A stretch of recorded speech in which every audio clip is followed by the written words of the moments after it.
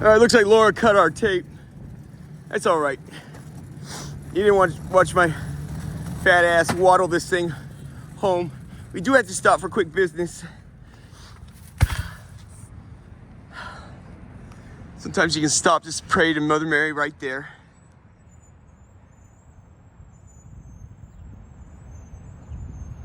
St. Vincent de Paul. I didn't have a backstory the whole time. A cop, man, there's several. It's just, this is where they go. But she says, I finally got an answer as a cop, right after the cop goes by me. She goes, garage sale. Or you got it on, yeah, Craigslist, free stuff on Craigslist is where you found, you know, and you're walking it home.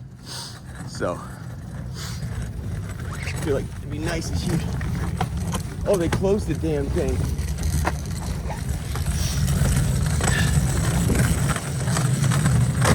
Yeah, no, the staff here is dynamite. I mean, they don't mess around.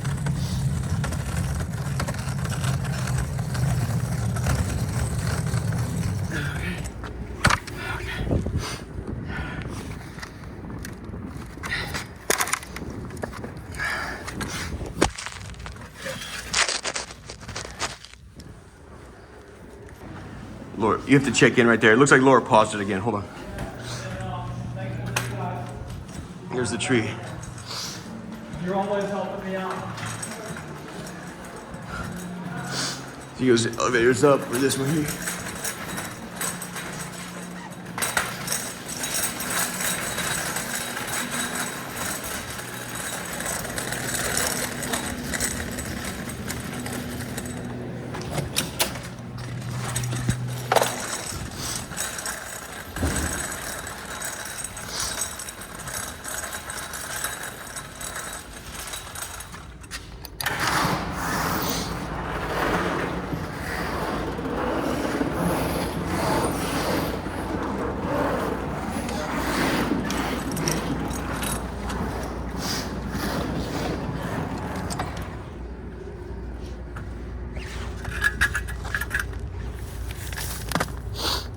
So what month is this? Oh, it's now. Okay, so winter 24, spring, winter 24, 25. Okay. All right, like we just got a up to date copy. But you know, it's so cold.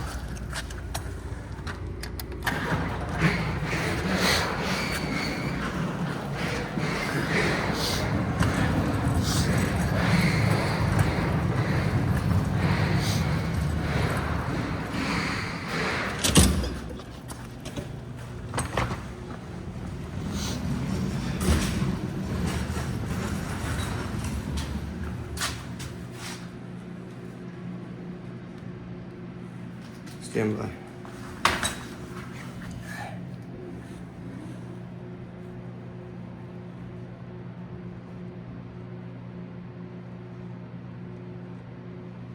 I don't understand why it has Laura doing that.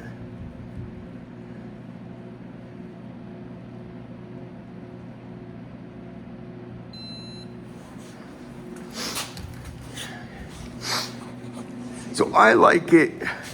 I'd have preferred, I don't like the conical vase look to it. I don't like that.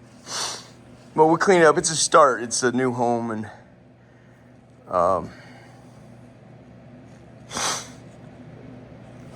you know. I at first I was like, I'll go at night and I'll dump out all the soil. And I'm like, no, the soil actually might work good for me. I really like flowers, you know. I like beautiful things. Maybe we could do some trellis. Or, you know, English garden draping over the inn, Star of Bethlehem jumps. You ever seen that? Go to Trader Joe's, get yourself the Star of Bethlehem jump. There's some good filler, if you could call that filler, you know. It drapes down. It's so gorgeous. And then maybe some, dude, that would be killer. Peonies, there you go. Peonies and Star of Bethlehem. And I would just be beside myself.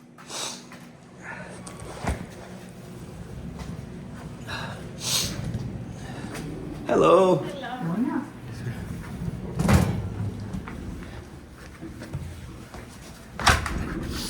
That woman reminds me of my sister Rebecca.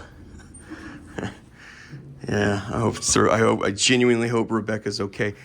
Some people have, like that guy who escaped North Korea. He says, I cannot think what's happening to my family. I can't think on it. I cannot think about it, and I do not think about it.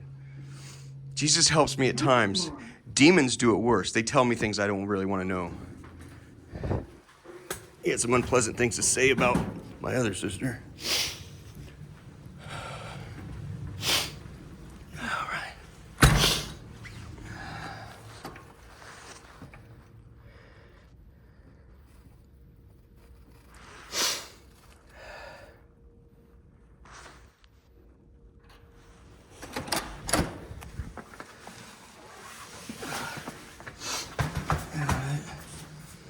Yeah. Well, so, excuse me. All right.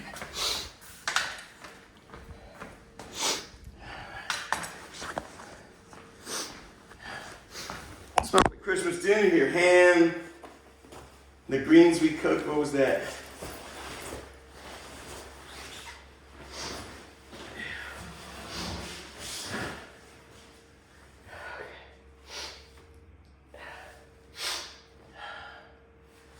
I got a runny nose, man.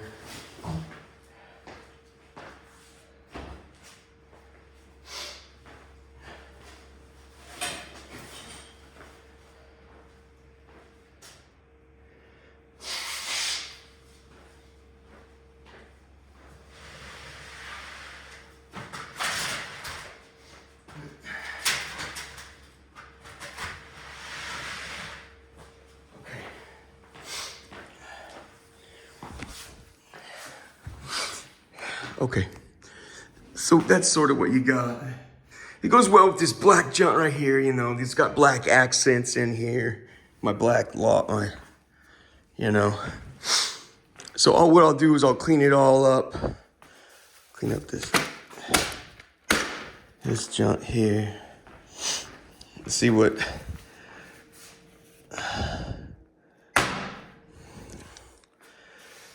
fuckface disruptions they have going on now. So I'll probably get rid of this little ivy here, but yeah, I'll get this all cleaned up. And I guess there you have it, but I'd rather it be just straight up and down, maybe even better, a Corinthian calm. You get inside that lobby, I promise you're gonna get far better shit. I'm telling you, it's like swanky in there.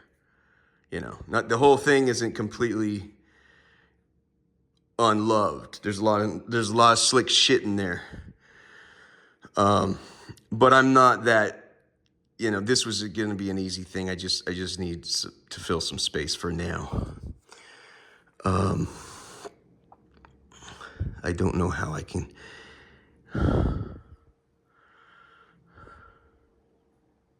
There you go. There's a floral library on the national park.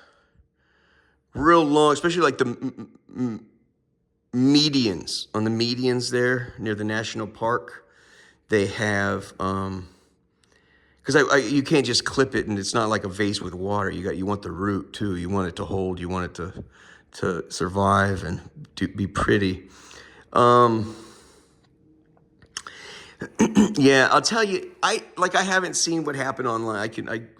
I have an idea. Jesus is, giving me hints and things, and I understand a few things, but I have not seen the Facebook page or anything like that. However, demons give me a lot of information. So, like I was talking about, I went to the FBI and all this, that it was 2023, December 22 of 2022, my deal expired. I got an extension that lasted, when I went to the FBI, I went to all these agencies. My very last agency was, I was saying earlier today, that was the secretary, or deputy sheriff out in Gallatin County.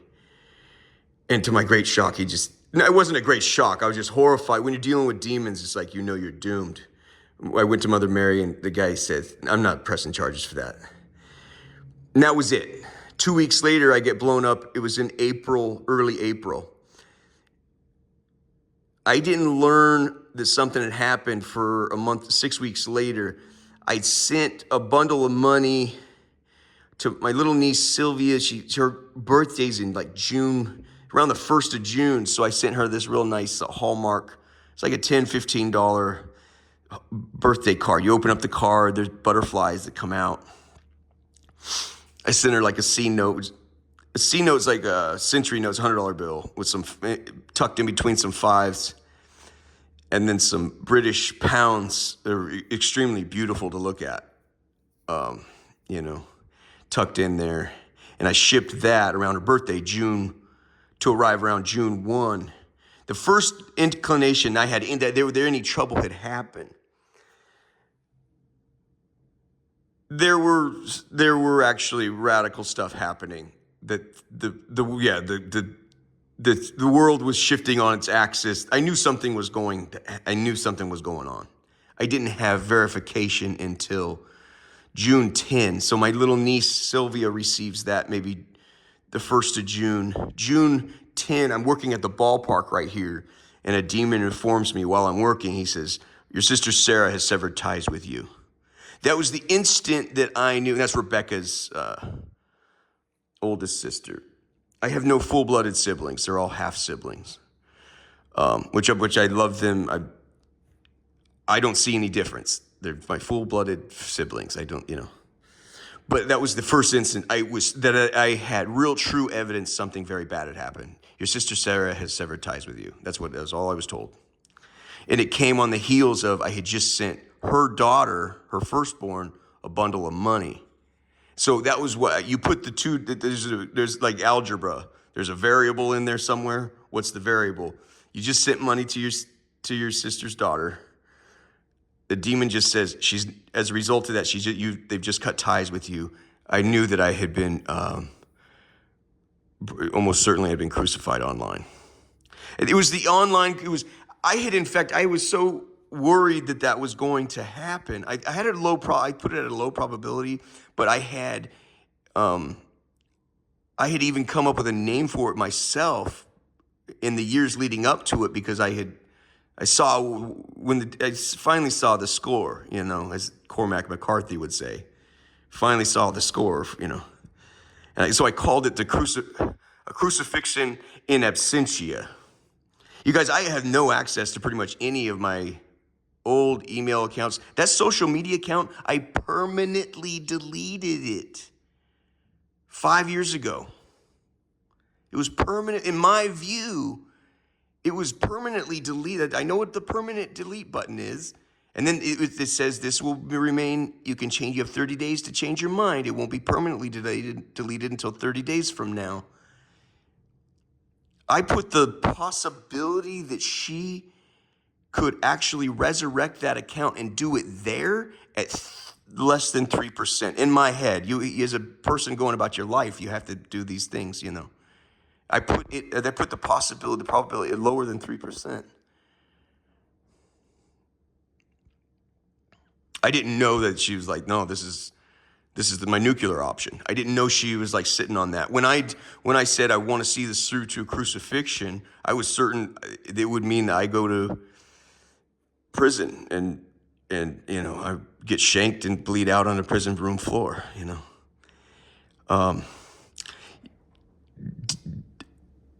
This place is basically a footstool. Like Congress doesn't know that, they don't. Who can I quote here? Who would you go with? So there's guys online. There's E.A. Koetting. There is James Allen Bush. And those are two guys on their opposite side. But I think warring parties can reason. E.A. Koetting, I've seen him be very, very honest. He's a Satanist, or he's on the other side. James Allen Bush, very honest, and he's a Christian. Both of them have, like myself, extraordinary experience with demons. E.A. Koetting, he tells this story about. He says he would sell online. He says, this is how I do it. And what keeps me safe is I enter into a short-term contract with the demon. And thank you, good point. I enter into it. Jesus would like me to point out how he went down. Firstly, let me say, so his thing is I keep safe by doing a short-term. Please help me, Mother Mary. This is dangerous stuff. Please. I do a short-term contract. He shares the story of one time where he went too high up the angelic or the demonic, the fallen angels. He went too high up the hierarchy. I'm not going to give the name of the demon that he went to, but the demon was not pleased that he would knock on his door. So he does say, I don't know the language, how you approach a demon and what all the things that you have to do.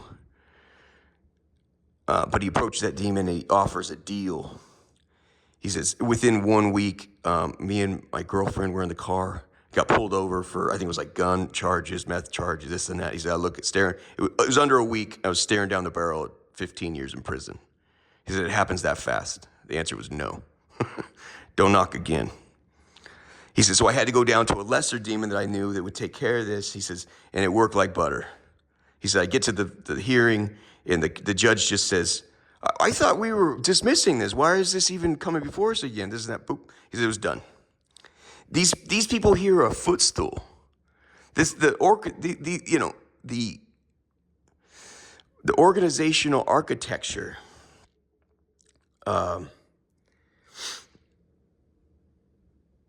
We've been played. The devil will.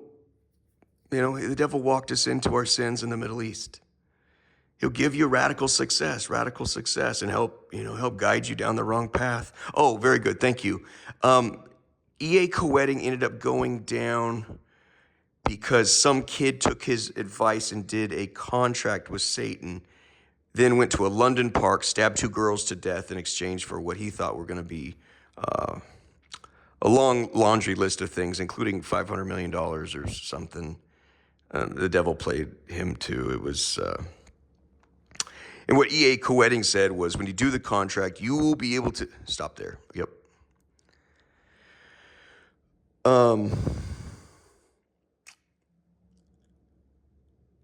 Yeah, I'm too nice. I'd like to say something positive about, the press went to his house. It made huge news. So Google, Amazon, YouTube, everybody wiped him out. He's slowly making his way back and things. They did give him he got some really good interviews. I think he was raised Mormon, and I think he was kind of honest. Strangely, I think, and I appreciate people that are honest. He says, well, I know that, at one point I remember hearing him say, just, I encourage you to jump into the flames of hell with me. I appreciate somebody not lying to these kids. It's going to cost you everything, but for a short time, you get to call some shots. I kind of appreciate that. But he gave an interview to a member of the press. I think he lives maybe, in Utah or something. But he says, I think he said he's raised Mormon, and he says, well, when I was reading the Old Testament stuff, I could see how, there was power here, and I wanted to know what was behind that power, and it's very sad. I don't know. I hope in that this is a path for. I don't remember his real name. He just goes by Koetting or something, but A.E. Koetting or something. But I hope well for him. I hope that the Lord shows him mercy and gives him basically what you're looking for is a path out, And so he was humiliated. In fact, they're saying online, what the Satanists online were saying, they're saying if that guy is not safe, no one's safe. They'll take out anybody. He said a demon actually came and consoled him and said, please remember that suffering's good, It's like, so at the end of the day, which do you want to suffer for love Excuse me, or do you want to suffer for hate? So you're not going to get away from suffering. I'm not done, please.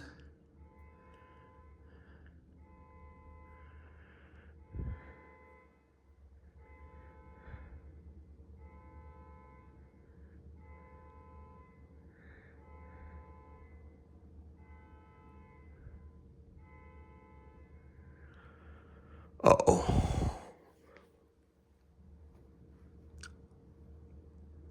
Okay, well then it's inverted then. That's okay, so Mary, okay, thank you very much. I was like, where am I going wrong here? This is the thing with the two systems. Bro.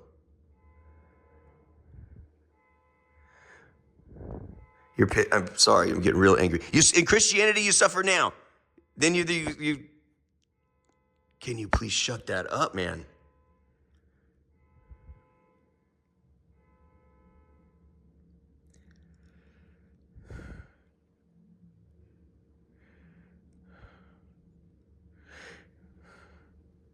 I'm sorry. It's stressful enough, man. I'm like really close to just whew.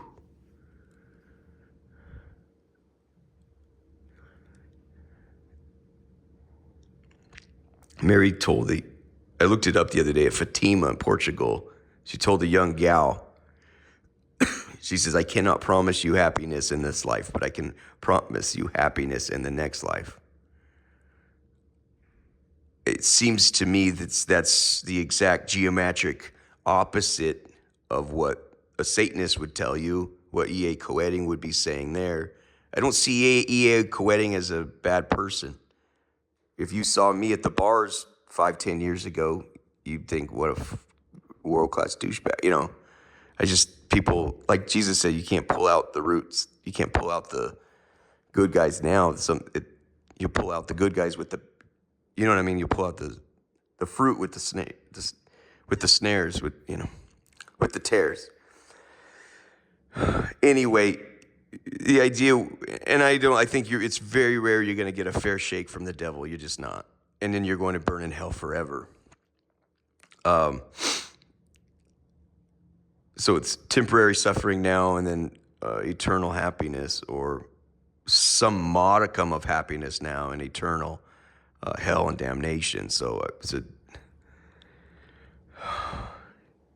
you really put me off there, man. Dang it, man. I just don't like being interrupted. Some of this isn't as easy. I got a cold, so this is how dirty this is. I've been blowing my nose in this junk. I'm really sorry. I'd like to end this with some poetry or something rhythmic. Oh, that was the point. Thank you. There's an example from, so that was E.A. Koetting, James Allen Bush. He has a website online called The Demoniac, and he says, he was in jail for something. I don't remember what it was. And he said he had something of a slight flirtation or a romance with a demon. He says, I think he said, it genuinely made me feel like my soul was in danger. Like I really felt something with this other creature, He says, however, that's forbidden in their society. It's called bestiality. It'd be like a German having sexual intercourse with a Jew, or a Nazi fooling around sexually with they didn't rape them, they didn't like them, this and that. But they call it bestiality. Fallen angels don't fall in love with, He said, but I was in jail and it was but he says, the demon says, he says he was sharing a prison cell or jail cell with a real lunatic. He said, this guy was so nuts. He said the guy was crazier than I sound. And the demon said, I don't like you in here with him. And James tells him, I don't like being in here with him. He says, I'll see what I can do. He says, 10 minutes later, jail guard comes and goes, Bush, we're moving you.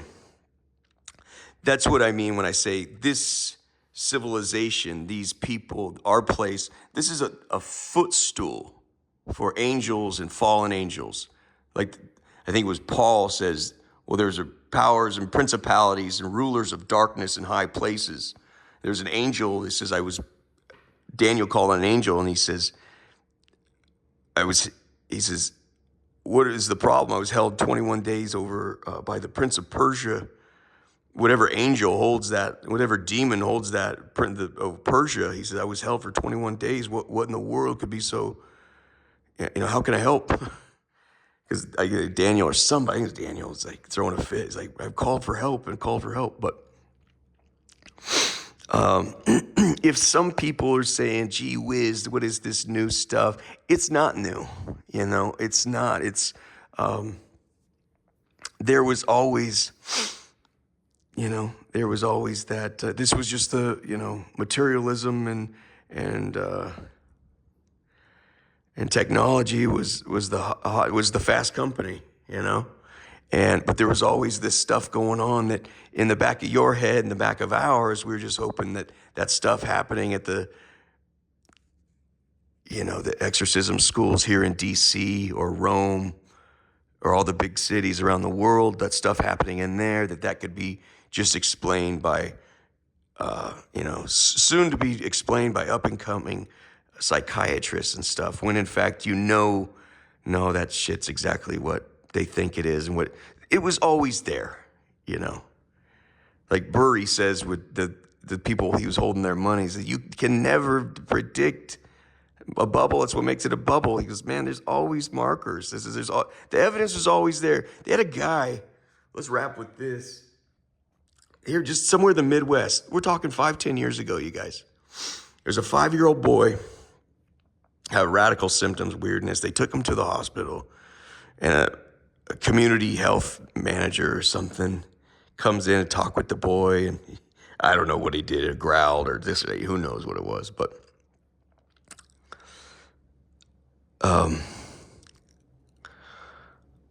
the next part is undisputed. He walks backwards up the wall, up here, does a flip and lands perfectly right here, right where he started. He was talking to somebody on the couch, just goes up.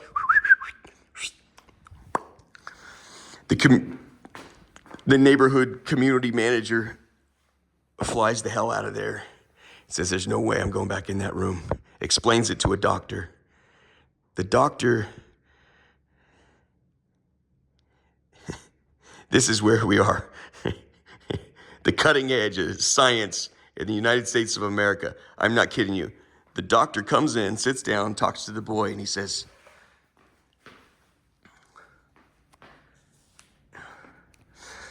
young man, can you do that again?